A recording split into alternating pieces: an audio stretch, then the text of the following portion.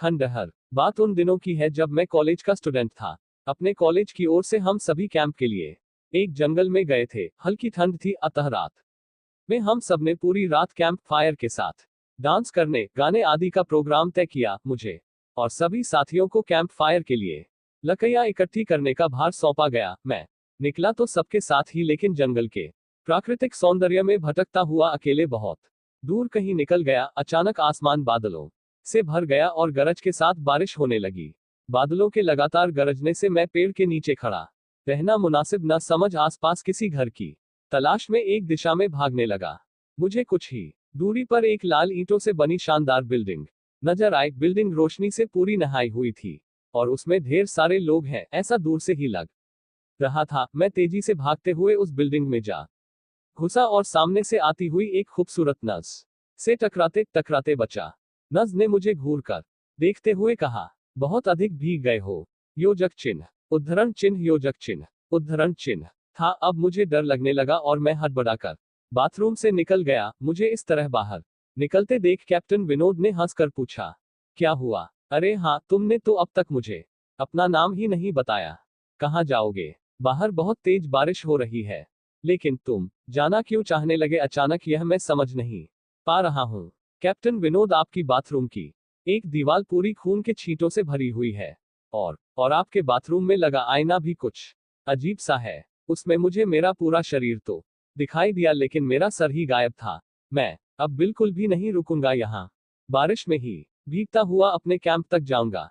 कहते हुए मैं कमरे से बाहर जाने वाले दरवाजे की ओर बढ़ा। रुको, तभी कैप्टन विनोद की उद्धरण चिन्ह कड़कती आवाज गूंजी, तो तुमने सब कुछ देख ही लिया? जी, क्या मतलब है आपका? मेरी आवाज में डर भर गया था। मतलब चाहे जो हो, तुम तब तक यहाँ से नहीं जा सकते जब तक मैं उद्धरण चिन्ह तुम्हें कुछ बता न दूं। कक, क्या बताना चाहते हैं आप, जो आज तक कोई न जान सका? मेरे पास सभी खुश हो गए और बिना अधिक पड़ताल किए हॉस्पिटल के गेस्ट रूम में घायल को लेकर आने वाले छद्म वेशधारियों को ठहरने की इजाजत दे दी गई। अभी उस सैनिक का इलाज चल ही रहा था कि जोरों का ब्लास्ट हुआ और पूरा हॉस्पिटल एक पल में खंडहर में तब्दील हो गया। लेकिन हॉस्पिटल तो अपनी शानदार स्थिति में खड़ा है। मेरी बातों को अनसुना कर कैप्टन विनोद ने अपनी बात जारी रखी, कोई नहीं बचा उस ब्लास्ट में। दीवार पर पड़े खून के छींटे भी उसी ब्लास्ट में मारे गए हॉस्पिटल के कर्मचारियों के हैं। हाँ, पर यह हॉस्पिटल तो मुझे खंडहर नहीं दिखता। जवाब में कैप्टन विनोद के चेहरे पर रहस्य भरी मुस्कान फैल गई और उनका चेहरा अजीब से भावों से भर गया। मैं उनके चेहरे को देखकर अंदर से दहल गया। फिर भी मैंने हिम्मत कर पूछा, आप उस ब्लास्ट में बाग कैसे गए? सुनते ही कैप्टन विनोद ठहाका लगाकर हंस पड़े और मुझ पर एक भरपूर नजर डालते हुए कहा, यह कहानी आज से मात्र 10 वर्ष पहले की है और मैं तो आज से 50 वर्ष पहले मर चुका हूँ। उद्धरण चिन्ह, योजक चिन्ह, जो आज तक कोई न जान सका वह मैं जानकार क्या करूंगा? प्लीज अब मुझे जाने दे। मैं डर से रुआंसा हो गया। नहीं, बिल्कुल भी नहीं, और तुम्हें मुझसे डरने की भी कोई जरूरत नहीं। सैनिक सबकी रक्षा के लिए होते हैं। मैं भी तुम्हारी सुरक्षा ही कर रहा हूँ। कैप्टन विनोद के स्वर में कोमलता थी। आओ मेरे साथ इस सोफे पर बैठ जाओ, मैं तुम्हें एक कहानी सुनाता हूँ। कहानी खत्म होते ही मैं तुम्हें तुम्हारे कैंप तक जीप से छोड़ आऊंगा। वैसे भी तुम अपने साथियों से काफी आगे निकल आए हो, वहां तक तुम अब चलते हुए शायद पहुंच न पाओ। कैप्टन विनोद के स्वर में जाने कैसी आश्वस्ति थी। मैं जाकर उनके बगल में बैठ गया।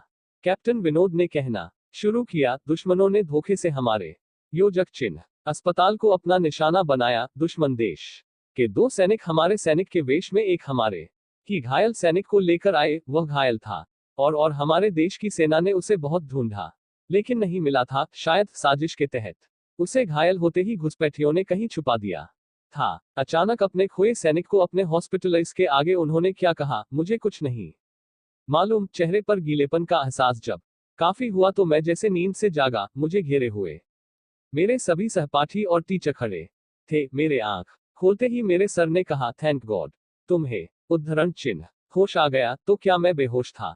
हाँ, तुम जंगल में जाने कहाँ भटक गए थे। जब सभी लौट आए और तुम नहीं आए तो हम सभी मिलकर तुम्हें ढूंढने निकले। काफी दूर जाने के बाद हमने एक जीप आती दिखाई दी जिसमें एक आर्मी मैन तुम्हें पीछे की सीट पर सुलाए हुए हमारे कैंप को ढूंढते हुए आ रहे थे। उन्होंने हम सबको भी अपनी जीप पर बिठाया और कैंप तक छोड़ा। हमने उन्हें काफी रोकने की कोशिश की, लेकिन वे यह कहते हुए चले गए, अभी नहीं रुक सकता, एक जरूरी काम है। जब हमने तुम्हारे बेहोश जाने और उन तक तुम्हारे पहुंचने के बारे में पूछा तो बोले, सोमेश ही बताएगा, और जो भी बताएगा वह सब अक्षरश सच होगा। सबकी उत्सुक निगाहें अपनी ओर लगी देख मैंने धीमे स्वर में पूछा, क्या उनका नाम कैप्टन विनोद था? सर ने हाँ में सर हिलाया। मैंने सबको उधर चलने को कहा जिधर से सबने जीप आती देखी थी। पहले तो सर तैयार नहीं हुए, लेकिन मेरे बहुत कहने पर वे राजी हो गए। सुबह होते ही हम उधर की ओर गए। मैं उस जगह पर पहुंचकर गहरे आश्चर्य में डूब गया। वहां एक अधजला खंडहर था, जिसके एक टूटे पत्थर पर लिखा